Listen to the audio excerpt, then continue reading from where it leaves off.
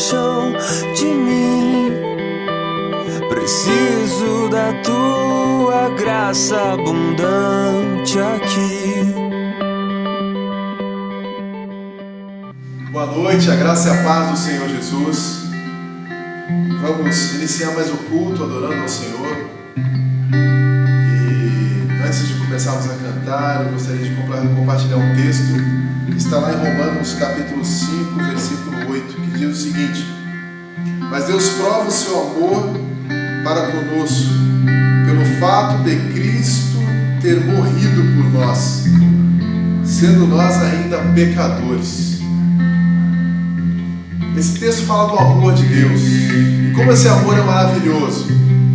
Esse amor significa o seguinte: que Deus te ama independente de como você é, independente de como você está, independente do que você já fez, independente de qualquer coisa sobre sua vida. Ele te ama e Ele quer o seu bem. Que você possa entender esse amor incondicional que Deus tem por você, e que essa noite, através desses louvores, através desse culto, você possa ser tocado pelo Santo Espírito de Deus. E esse louvor significa justamente isso: Deus te ama.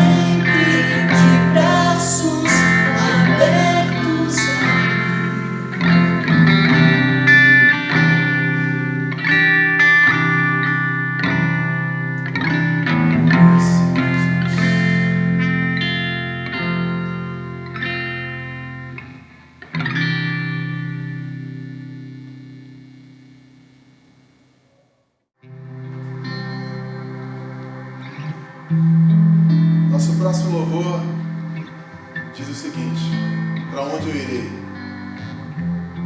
E essa música me lembra Pedro. E eu vou estar lendo o texto para nós lembrarmos do que Pedro falou para Jesus. Está lá em João 6,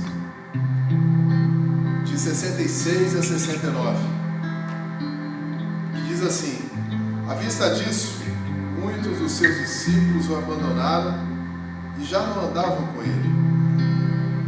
Então perguntou Jesus aos 12: porventura quereis também vós outros retirai-vos? Respondeu-lhe Simão Pedro: Senhor, para quem iremos? Ou para onde iremos? Tu tens as palavras de vida eterna, e nós temos crido e conhecido que tu és o Santo de Deus. Lendo esse texto, conhecendo esse louvor, Deus fala ao meu coração o seguinte: o que esperamos mais dessa terra? O que esperamos mais das pessoas?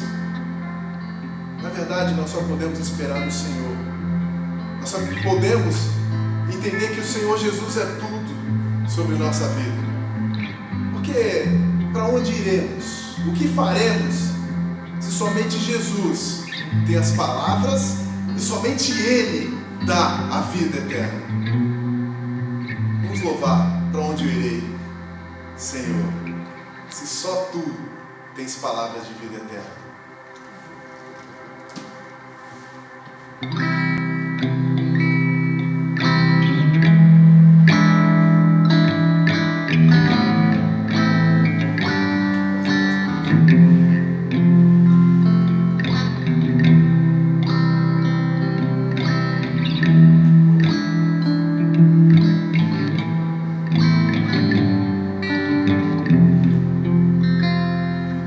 Ele abriu mão de sua glória, sangrou no madeiro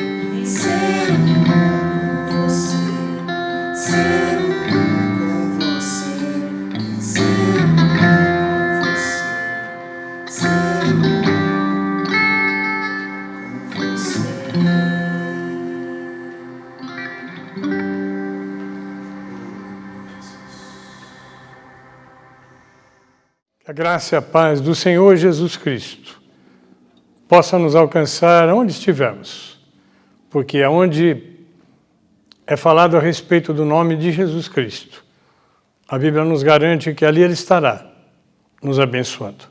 Mais um culto que trazemos em louvor e adoração ao nosso Deus. O nosso tema hoje é: que darei eu ao Senhor? Vamos celebrar a ceia do Senhor de uma forma especial. Eu quero orar para a direção de Deus para todo esse culto. Senhor, nós buscamos a Tua face com alegria, porque o Senhor nos disse que onde nós estivéssemos falando do Teu Filho amado, do Senhor Jesus Cristo, ali o Senhor estaria nos abençoando. Eu te peço que o Senhor conduza esse tempo de louvor, de adoração, de pregação da palavra, para que os nossos corações sejam realmente cheios da Tua presença e que possamos, acima de tudo, agradar ao Senhor, fazer Tua vontade, porque sabemos que esse é o caminho que nos levará à efetiva prosperidade e à felicidade. Eu oro agradecido ao Senhor, em nome de Jesus. Amém. Quero ler um texto inicialmente, que está no capítulo 14 de Gênesis. E o título que darei ao Senhor, mas eu quero complementar com a ceia que celebra a conquista. Nós vamos ver durante todo o desenrolar da mensagem desta noite que deve ser uma celebração por algo que o Senhor já conquistou para cada um de nós.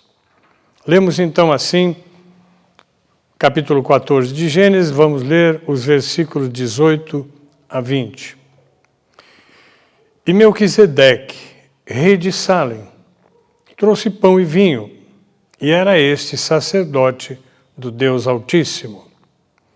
E abençoou-o e disse: Bendito seja Abraão pelo Deus Altíssimo, o possuidor dos céus e da terra. E bendito seja o Deus Altíssimo, que entregou os teus inimigos nas tuas mãos. E Abraão deu-lhe o dízimo de tudo. O que está acontecendo aqui, nesse relato que está no meio de uma história? Abraão havia empreendido a primeira guerra registrada na palavra de Deus, para livrar o seu sobrinho Ló, que estava preso em Sodoma, tendo inclusive todos os seus bens, suas famílias apreendidos. O rei de Sodoma, após vendo a habilidade, o poder que veio para que Abraão pudesse empreender aquela conquista, percebendo que Deus estava com Abraão, tenta agradar-lhe oferecendo despojos. Mas Abraão os recusa. Ele quis deixar com isso claro que a sua guerra não era para aumentar sua riqueza. Abraão era efetivamente alguém já rico. E a guerra não era para conquistar novas coisas, mas apenas para libertar a Ló. Isso também nos deixa uma lição até os dias de hoje, que as guerras por riqueza, por poder, são abomináveis a Deus. Na verdade, a recompensa de Abraão vem de um tal Melquisedeque, de quem se diz sacerdote do Deus Altíssimo. Melquisedeque vem e abençoa Abraão. Ele traz uma bênção especial. Ele é como se Deus estivesse dizendo: eu me agrado de você e quero te abençoar. Ele oferece pão e vinho.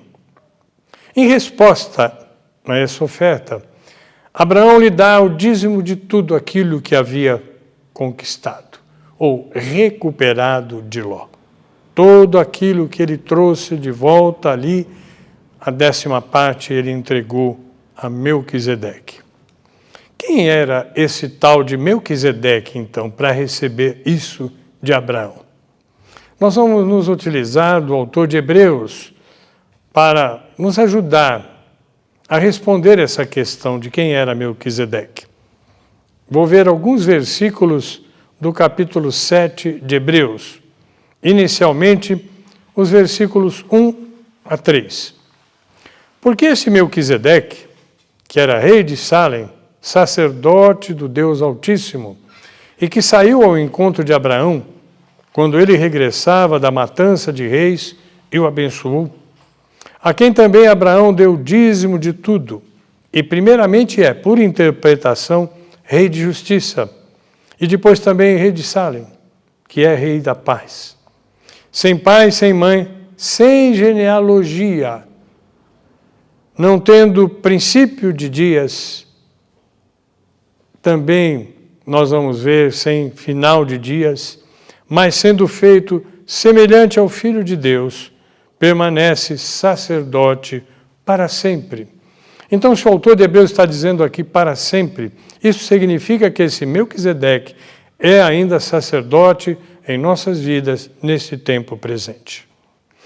Mais adiante, a partir do versículo 13 agora, porque aquele de quem estas coisas se dizem pertence a outra tribo, da qual ninguém serviu ao altar, visto ser manifesto que nosso Senhor procedeu de Judá, e concernente a essa tribo, nunca Moisés falou de sacerdócio. Então, Jesus Cristo vem da tribo de Judá, não uma tribo sacerdotal. Então, nós começamos a ficar pensando o que teria Jesus a ver com esse Melquisedeque. O 15. E muito mais manifesto é ainda, se a semelhança de Melquisedeque se levantar outro sacerdote, que não foi feito segundo a lei do mandamento carnal. Nós sabemos que os sacerdotes eram consagrados numa cerimônia onde toda a tribo de Israel estava presente e ele era ungido por mãos, mas segundo a virtude da vida incorruptível. Porque dele assim se testifica: tu és sacerdote eternamente, segundo a ordem de Melquisedeque. E eu quero finalmente, para completar essa visão que Hebreus nos dá desse Melquisedeque, ler os versículos 24 a 28. Mas este, Melquisedeque, porque permanece eternamente, tem um sacerdócio perpétuo. Portanto, pode também salvar perfeitamente os que por ele se chegam a Deus, vivendo sempre para interceder por eles. Porque nos convinha tal sumo sacerdote, santo, inocente, imaculado, separado dos pecadores e feito mais sublime do que os céus, que não necessitasse, como os sumos sacerdotes, de oferecer cada dia sacrifícios, primeiramente por seus próprios pecados e depois pelos do povo, porque isso fez ele uma vez, oferecendo-se a si mesmo. Porque a lei constitui sumo sacerdote a homens fracos, mas a palavra do juramento, que veio depois da lei, constituiu o Filho, perfeito para sempre. O que é importante para nós, no que aconteceu ali com Abraão, porque ali há grandes lições. Primeiro, aquele Melquisedeque não era nada mais, nada menos do que o próprio Senhor Jesus Cristo. Ali estava acontecendo uma teofania, uma cristofania, que significa o aparecimento de Cristo antes da sua encarnação como um de nós.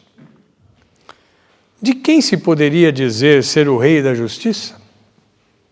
Não foi assim que Jesus foi reconhecido? De quem se poderia dizer Rei da Paz? Quem mais pode estabelecer a nossa paz senão Jesus Cristo? Alguém sem genealogia, ou seja, alguém que sempre existiu. Não houve um pai e não existirá um filho na carne.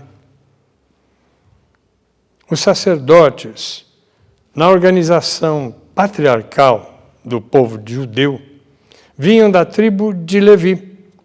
Nosso Senhor procedeu da tribo de Judá, havendo, portanto, algum diferencial com relação aos sacerdotes levantados pelas mãos humanas. Esse sacerdote, Melquisedeque, que nós já sabemos, está atribuído a Jesus Cristo. Aparição do Senhor Jesus Cristo. Deste se diz que, segundo uma virtude incorruptível, foi feito sacerdote, e nós vamos ver isso acontecer em Cristo, quando ele vai à cruz sem pecado, dá a sua vida por nós, e depois ressuscita e é assunto aos céus, recebido nos céus, numa virtude incorruptível, se tornando nosso sacerdote, aquele que intercede por nós. Homens são fracos, mas desse se diz imaculado, santo, inocente, separado dos pecadores e feito mais sublime que os céus. A palavra de Deus nos relata, lá no livro de Apocalipse, do reconhecimento que Jesus Cristo tem já nos céus. E nós almejamos que a Igreja de Jesus Cristo o reconheça da mesma maneira nesse tempo onde nós estamos ainda por aqui.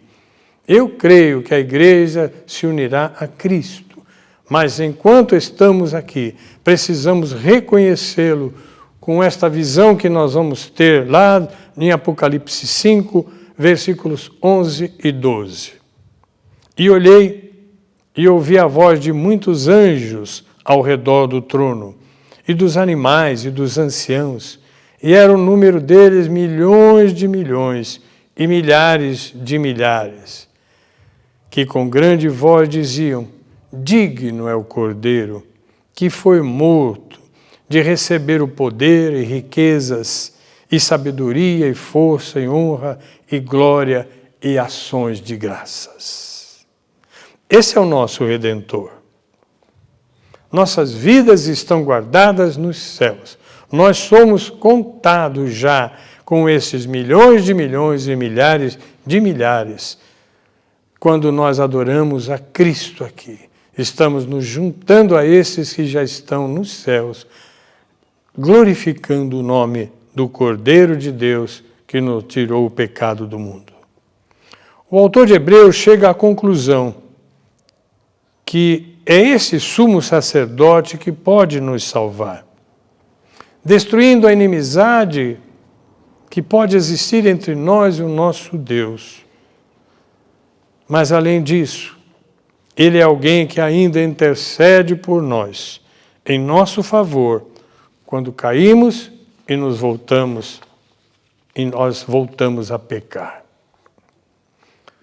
O que nos importa saber de cada um de nós é: estamos unidos com estes que glorificam o Senhor Jesus permanentemente? E eu fiz a pergunta no início: o que daremos ao Senhor? Ele já é dono de toda a riqueza, de todo o poder. Nele não há falta alguma. Mas será que temos algo a dar a este, a quem não falta nada? Ele nos deseja perto de si.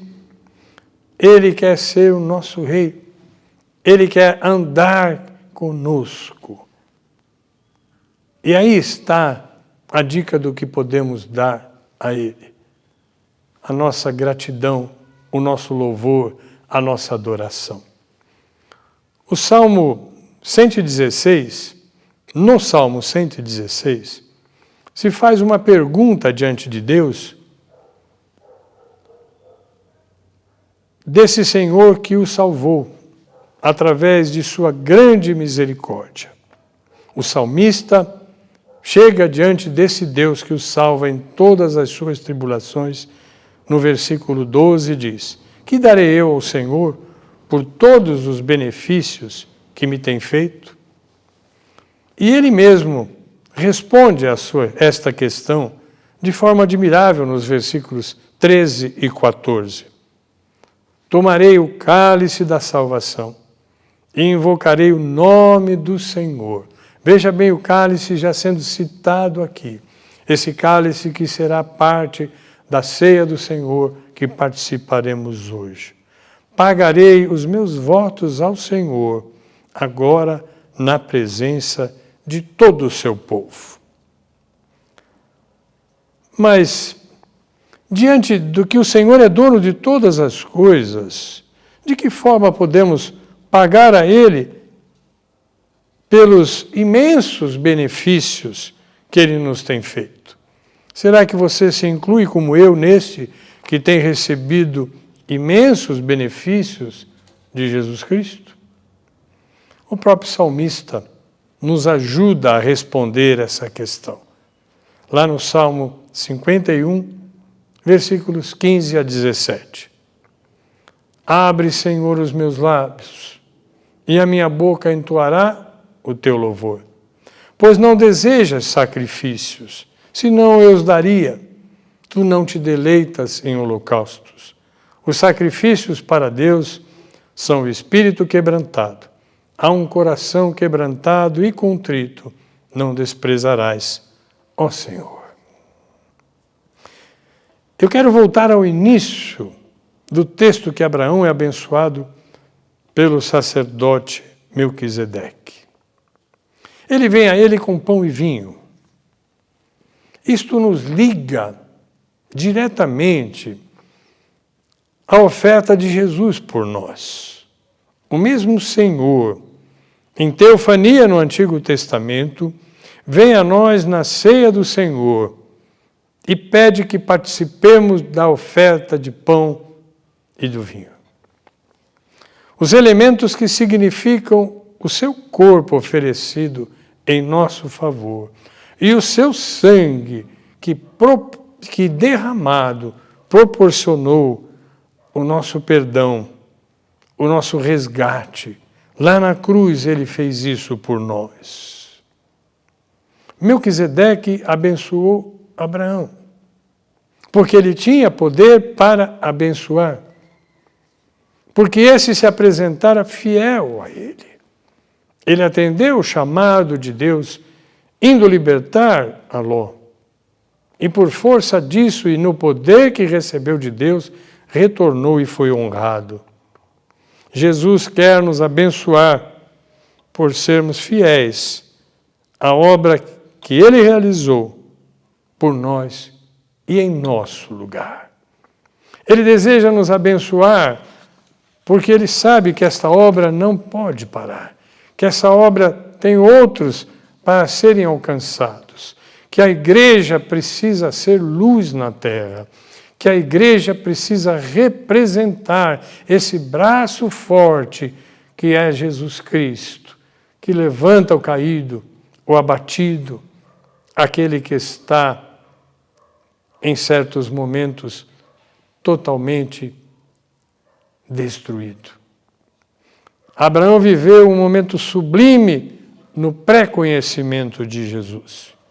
Nós somos chamados a um momento sublime, onde relembramos aquilo que já conhecemos, o sacrifício único e definitivo de Jesus, que cobre todos os pecados daqueles que confiam nele.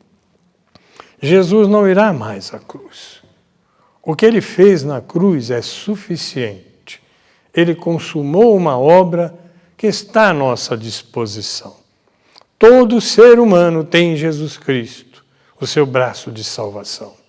É o braço que nos une novamente ao Pai. Como faremos? Reconhecendo nele o poder, a honra, a glória, a majestade e a soberania. Nos apresentando em ações de graça, reconhecendo que tudo que temos e que o que ainda teremos vem dele. É certo que alguns de nós podem chegar diante do cálice chorando por alguma circunstância. E o Senhor conhece bem o nosso coração. Mas a gratidão não pode nos deixar, porque Ele já nos libertou e porque Ele está interessado em fazer também aquilo que nós necessitamos para a nossa plena alegria. Pedindo a Ele a purificação dos nossos pecados, porque, como disse antes, Ele foi um sacerdote que nos apresentou a Deus e, através do seu sacrifício, nos ofereceu limpar de todos os nossos pecados. Mas ainda continuamos pecadores. Erramos, continuamos errando. Ele continua sendo o nosso advogado. Ele é aquele para quem nós, abrindo o coração e dizendo: Senhor, eu não andei conforme o Senhor, agi de uma maneira que não te agrada, mas me perdoa, pede ao Pai o perdão por mim. Isto nos permite convivência plena com o Pai, uma convivência santa com o nosso Deus. Mediante esta convivência, nossas vidas poderão oferecer a Ele os frutos devidos, os frutos espirituais. As nossas ações neste mundo são ações que devem trazer frutos espirituais para o nosso Deus. Assim, seremos dignos de sermos chamados filhos de Deus. Essa mensagem que tínhamos num primeiro momento. E queremos orar, pedindo a Deus que haja uma compreensão no nosso coração, porque desejamos participar da ceia de uma forma por inteiro. Todo o nosso ser, corpo e alma e espírito estarão diante de Jesus Cristo, sem temor, para receber dele a bênção que ele tem preparada para nós nessa noite. Senhor, obrigado pela tua palavra tão esclarecedora. O Senhor já chegou a nós. O teu Espírito já nos convenceu de que o Senhor é o nosso Salvador. Mas é tão bom relembrarmos que o Senhor sempre foi o Salvador, que fora do Senhor nunca houve salvação. E estudando Abraão nesta noite, nós podemos ver que ele foi salvo pelo Senhor, e o Senhor o abençoou. Então nos abençoa nesta noite. Purifica-nos para participar da Santa Ceia, de uma maneira que te agrade, que haja uma oferta plena e total da nossa vida perante o Senhor durante essa ceia. Nós oramos, reconhecidos no poder e no Espírito do nosso Senhor e Salvador Jesus Cristo. Amém. Nós ouviremos um louvor muito bonito, agradável, muito inspirador, e após então esse louvor, estaremos participando da ceia do Senhor. Que Deus possa nos abençoar nesse momento tão precioso da igreja.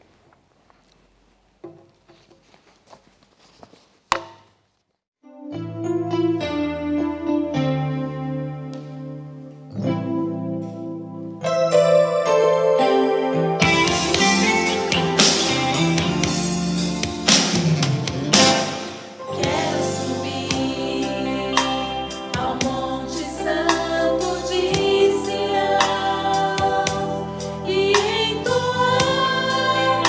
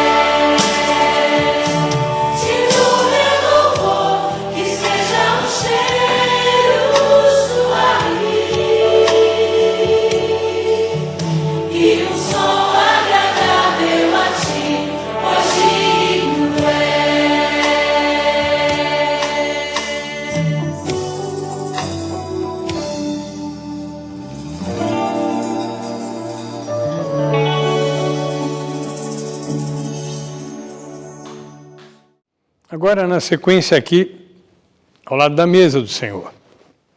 Eu gosto de chamar essa mesa, onde nós colocamos os elementos para celebrarmos a ceia, de mesa do Senhor. Porque eu aprendi isso, que Jesus está presente.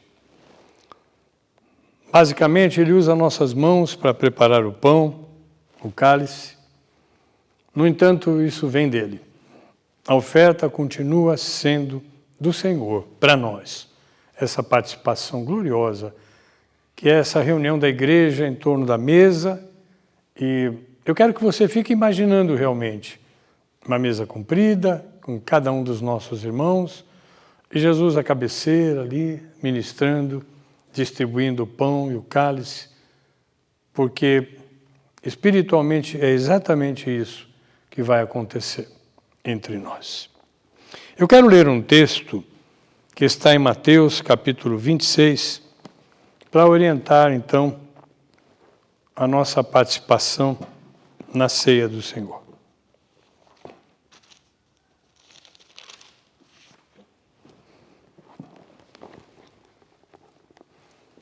Mateus 26, eu vou ler desde o 20 até o versículo 29, onde lemos assim: a última Páscoa e a ceia do Senhor, a traição.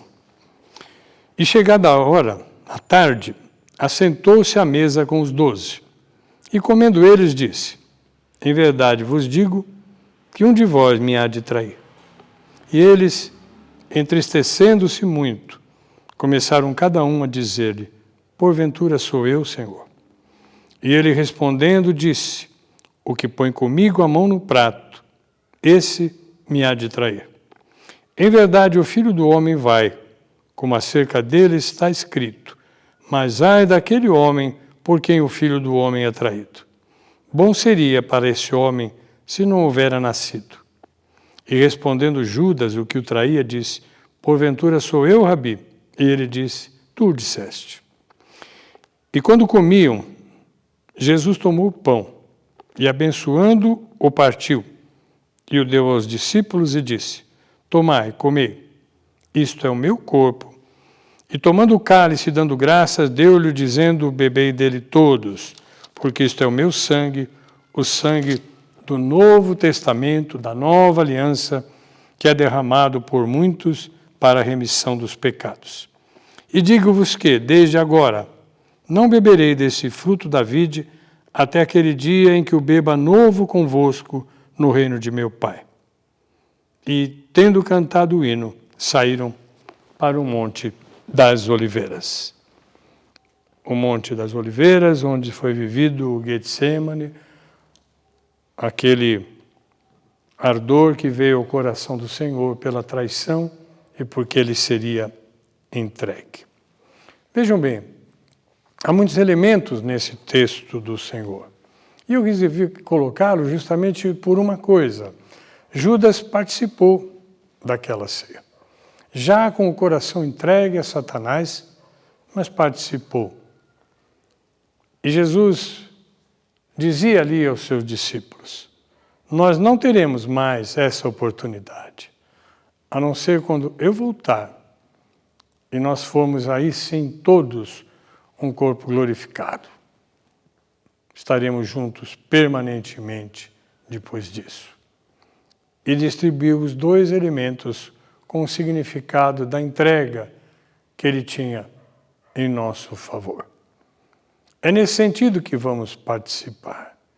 Eu acho também interessante que todos os discípulos, eu creio que havia paz no coração dos demais. Somente Judas tinha um coração atribulado, porque ele já tinha manifestado interesse, ele já tinha se dirigido à traição. Mas os demais gozavam de paz. No entanto, cada um deles perguntou ao Senhor: sou eu, Senhor? Será que por acaso eu o traí? E às vezes, nós, diante da ceia do Senhor, podemos sim pensar: Senhor, será que eu fiz algo que contrariou tua vontade, que possa talvez até, se eu me acovardei de falar do teu nome, Se eu neguei de responder a alguém sobre o Senhor, será que eu o traí, Senhor? Jesus sabe que somos fracos. E sempre que nós, assim, nos colocarmos perante Ele, Ele estará pronto a nos perdoar, a nos purificar. Porque Ele quer um corpo limpo, puro. Um corpo de Cristo limpo, que é a igreja.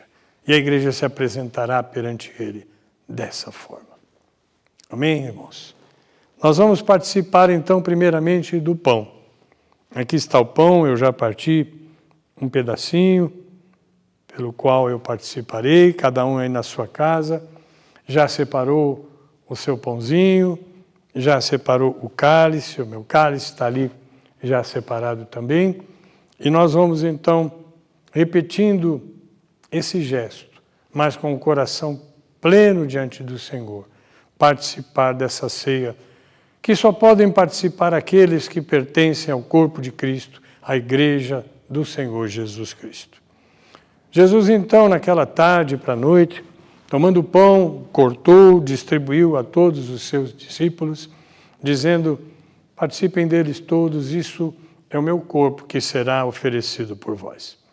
Participemos do pão, símbolo do corpo de Jesus, oferecido lá no Calvário em nosso favor.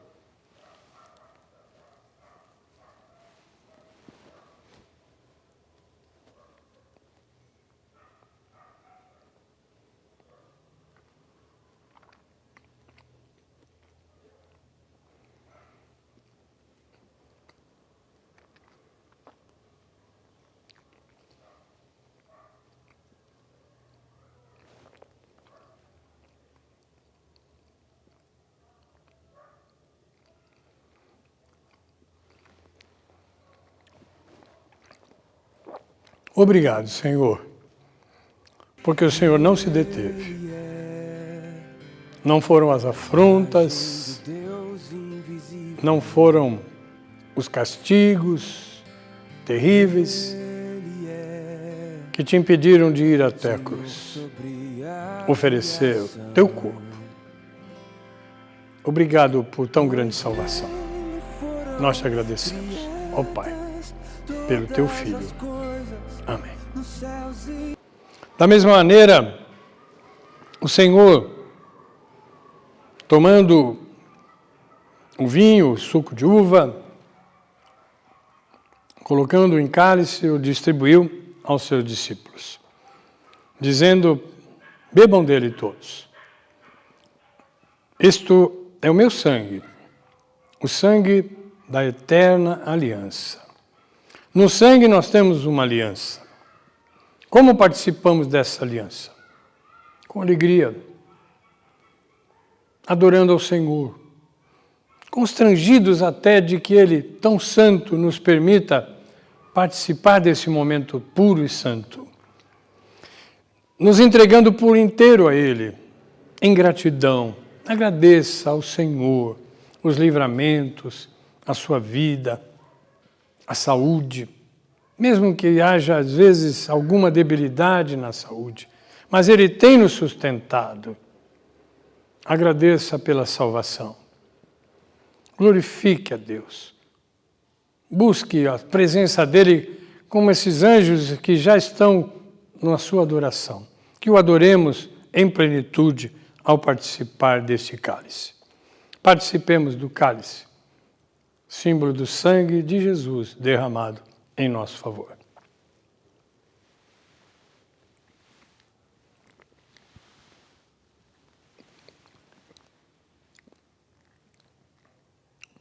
Ó Senhor, nós sentimos que o Teu sangue nos purifica. Nos renova, Senhor Deus. Nos renova no sangue de Jesus Cristo. Apaga todas as nossas transgressões. Não nos retires do Teu Espírito, para que possamos, compreendendo nossa vida, a vida de todos que nos cercam, Te adorarmos pelas nossos pensamentos, pelas nossas palavras e pelas nossas ações. Ó Deus, nós Te agradecemos em nome de Jesus. Amém. Vamos então participar Agora da bênção apostólica, após o que terminamos o nosso culto, ainda temos um louvor, porque é sempre bom. O louvor deve acompanhar toda a nossa vida. Então começamos com louvor, colocamos louvor no meio da mensagem e temos louvor ao final para sairmos bem cheios dessa glória de Deus que nos invade quando nós o adoramos. Que o amor de Deus, o nosso eterno Pai, a graça do nosso Senhor e Salvador Jesus Cristo, que a comunhão, a consolação e a alegria do Espírito Santo de Deus estejam com todos vós e com todo o povo de Deus na face da terra. Amém. Deus seja louvado.